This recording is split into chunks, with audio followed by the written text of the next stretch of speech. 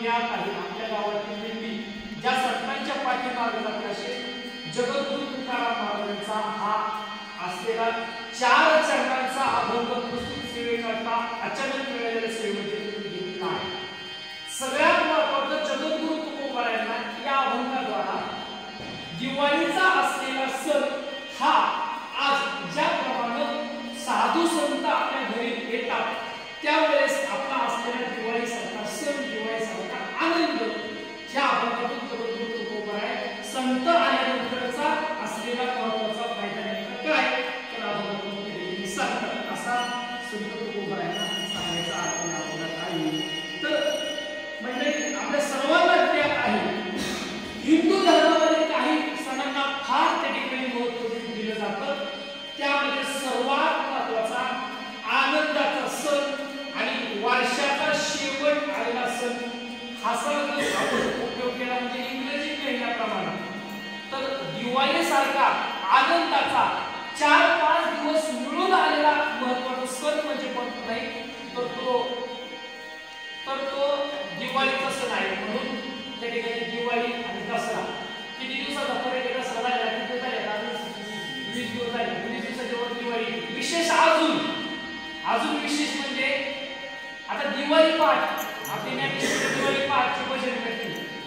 दिवाळी पहाटचे ज्ञानेश्वरी आपले भजन करते. कसं की दिवाळी पहाट ही शास्त्रोक्त प्रमाणे तुम्हाला सांगितलेली आहे की त्या सणाचा तुम्ही अशा पद्धतीनं त्या ठिकाणी उपयोग करा आपल्या जीवनात त्याचा काही इफेक्ट आपल्यावरती होणार आहे आपल्यावर जीवनावरती त्याचा फायदा होणार आहे. उदाहरणार्थ आज कार्तिक महिना संपून आज 15 दिवस झाले आणि आश्विन महिन्याचे 15 दिवस कार्तिक महिन्याचे सुरुवातीचे 15 दिवस अशा 2 कालखंडामध्ये कार्तिक स्नान आपलं चालतं म्हणजे आपण त्याला काकडा म्हणतो.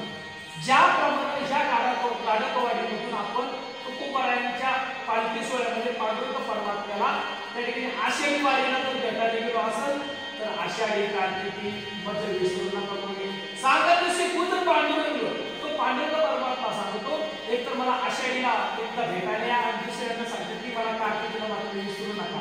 ती कार्तिक वारी कधी तर 2 तारखेच्या आधीचा काळ म्हणजे सुद्धा ठराविक वारकरी ती वारी करतात. असा असलेला कार्तिक महिना अश्विनीचा 15 दिवस महिना हा काकडा म्हणून साजरा केला जातो. काकड्याचे आपण सर्वांना ज्ञात आहेत कानावरती पाडतात आणि त्या पद्धतीचा आनंद आपल्याला हरिपाठ आणि काकड्यातून मिळतो. सगळ्यात महत्त्वाचं संतांनी जी वाणी खर्च केली संतांनी जी आपल्यासाठी लिहून ठेवले फार सोप्या भाषेत कुठा पांडुरंगा प्रवाद समय पातला वैष्णवांचा मेळा गोळा करी घाटला ए जगजोगी हे जाग बोलती ए जागता जगदेव राखा काही भाव अशा पद्धतीने त्या देवाला जाग करण्याकरता आज आपण अश्विनचे 15 दिवस आणि कार्तिकचे 15 दिवस असं आपण करतो आणि ज्या पद्धतीने आज आपण दीपमहोत्सव का करायचा असतो कारण हिंदू धर्मामध्ये अग्नी ज्वलित करण्याकरता त्या गोष्टीला फार महत्त्व दिलेलं आहे. जसं आपण अग्नी प्रज्वलित करू आपल्याला अग्नी देवता प्रसन्न होणार आहे म्हणून या सणाच्या दिवशी आज आपण अग्नी प्रज्वलित करत असतो.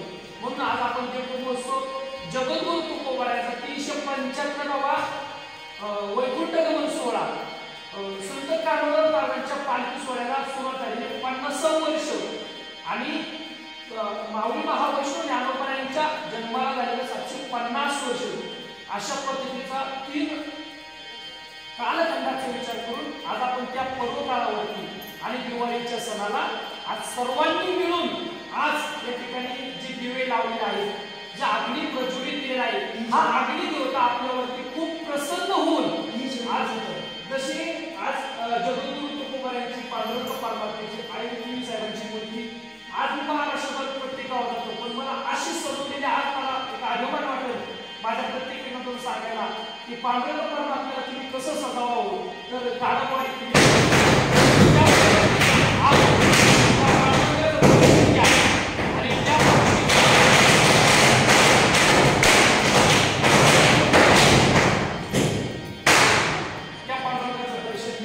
त्यांनी आपल्या आयुष्यात सुख समाधान फक्त त्यांच्या चेहऱ्याकडे पाहण्याची पाहिजे. म्हणून तुम्ही सांगितलं मला की आपण करायचं देवाला आपण खुश ठेवा, तो आमच्यावरती खुश राहतो. तुम्ही सांगा मला, देवाला खुश करण्याकरता तुम्ही काय केलं? आपण सर्वांनी काय केलं? देवा लावला. दुसरी गोष्ट महिन्यामध्ये आल्याला देवाला ग्रंथ लावला. दुसरी गोष्ट आपण नैवेद्य केला, देवाला खुश आपण देवाला ठेवला. कशा करता? देव प्रसन्न करण्याकरता. मग देव प्रसन्न करण्याकरता आपल्याला देवाला काय द्यायचंय? तर त्यामध्ये काय गोष्टींचा समाविष्ट केलेला आहे. उदाहरणार्थ फुलाचा हार घातल्यानंतर देवाला आवडतो, देव आपल्याला प्रसन्न होतो. देवाला आपण देवघरी ठेवलं तर देवाला आपण नैवेद्य देतो, देव आपल्याला प्रसन्न होतो. आपल्या जीवनात ज्या गोष्टी आपल्या अडचणीच्या आहेत तो देव भगवान परमात्मा दूर करत असतो. भक्ताचं काम करण्याकरता देव कटेवरती हात ठेवून आज सगळ्यांसाठी उभा आहे. म्हणून असा असलेला सण तो कुंभाऱ्या सांगतात की साधू संत जेव्हा आमच्या घरी येतात, मग तो दिवाळीचा सण असो नाही कोणताही असो, आज 4 वाजता आपल्या घरी आल्यानंतर जसं आपण कुंभाऱ्यांच्या पालखी सोहळ्यामध्ये दिंडी एखाद्या घरी जाते, त्यांना नाव अरे तुका म्हणे आले घरा, तोच दिवाळी दसरा. आज हिमालय आमच्या घरी आले, तोच आमचा दिवाळी दसरा नसतं. दिवाळीलाच नाही तर दिवाळी आमच्या घरी कधी येऊ, त्याही वेळेस आम्हाला वाटतं की आमचा सण आज दिवाळीचा आहे, तो आनंद देणार आहे. म्हणून आपण बाबा किती बोललं तरी ते चिंतन कमी पडेल. आपल्याला वाटेल असं त्याचा अर्थ असेल, असाच नाही. तर माझ्या पद्धतीला जसा पटल तसा अर्थ केला. संतांचं दर्शन झालं, धन्य आज आपल्या सर्वांसाठी दिवस आहे. जे संतांचं कुंभारांचं दर्शन आपल्याला लाभतंय त्या पद्धतीनं संतांचं दर्शन झाल्यानंतर काय तर पापातून आपल्याला मुक्तता मिळालेलं आहे. झाले यामध्ये दैन्य केल्यावर होती माझ्या भगवान परमात्म्याची जी शक्ती मला लाभलेली आहे ती संतांच्या वचनाने जाऊ देणार की आपण आणि सगळ्यात महत्त्वाचं झाले समाधान. आजच्या पांडुरंग परमात्म्याने या पद्धतीनं पाहताना माझं मन समाधान झाले की आपण फक्त कपाळावरची आमच्या पट्टी लावायची तेवढंच समाधान नाही. अजून तुम्ही उद्या विचार करसाल की अजून पांडुरंग कसं समाधान, हे तुम्हाला ती पॉझिटिव्ह येते. तुम्ही पूजा करताना तुम्हाला भगवान परमात्मा देतो ही देव तो देतोय, तो देणारच आहे. देतो आधी घेतो म्हणून तुमच्या परमात्मा आणि मुलं कधी पण ते राहतच, कधीच ते पूर्ण होतं. त्या पद्धतीनं अजून उद्या असं वाटलं. म्हणून त्या पांडुरंग परमात्म्याची असलेली सेवा आपण करताय त्या सर्वांना धन्यवाद देतो. असं सोहळा करत राहा, येऊन सण करा, घरात राहून सण करण्यापेक्षा एकत्रित आणि यातून काही सण करण्याला फार महत्व आहे.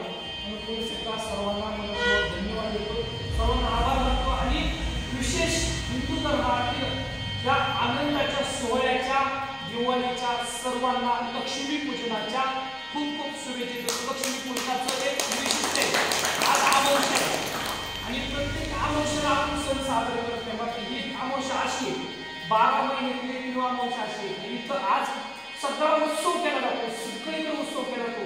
त्याच दिवशी मला वाटतं की माझ्या साधण्याची गोष्ट होती, पण भगवान विष्णूंचा विवाह सोहळा होता की लक्ष्मीची उत्पत्ती अशी म्हणून की लक्ष्मी पूजन साजरा करते. माझ्या अभ्यास नाही तुम्हाला बोलू शकलो नाही, पण लक्ष्मीपूजनचा फायदा फार मोठा आहे.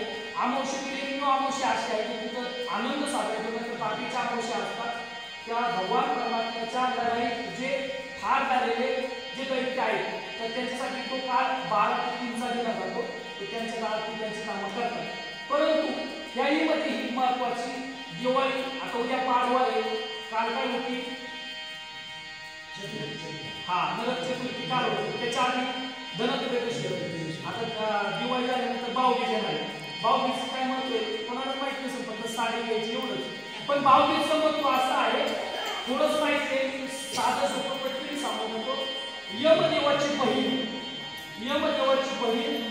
ज्यावेळेस त्या ठिकाणी यमदेव सणाला येऊ शकले नाही त्यावेळेस ती यमीन इतकी रडली तिच्या डोळ्यात इतके आसू आले की जलसृष्टी ती पुढं रोप पावत चालली होती. मग देवांनी त्यासाठी ठिकाणी केलं, यमाचा अवतार त्या ठिकाणी घेतला आणि यम नावाचा त्या ठिकाणी तो आला तिच्या पुढे मारायला. पण ती साक्षात तिला ईश्वरी शक्ती प्राप्त केली, हा माझा भाऊ नाही. तेव्हापासून इतकी आख्यायिका सुंदर खूप विनोदी पद्धतीने मांडली, त्यांची विस्तृत मांडणी वेळ लागला की कृष्णाने तुम्हाला सांगून कशी किती भावबीज सुद्धा कशी साजरी केली जाते. धनत्रयोदशी, नरक चतुर्थी, लक्ष्मीपूजन, पाडवा आणि भाऊबीज अशा 5 दिवसांचा एकमेव आलेला सण अख्ख्या वर्षात कुठंच नाही. हा आज बरोबर आहे. म्हणून अशा असलेल्या सणाच्या सर्वांना शुभेच्छा देतो. जास्त वेळ लागला त्याबद्दल क्षमा मागतो आणि विचार असेच असला असं नाही. मला ज्या पद्धतीने आपुलियापणे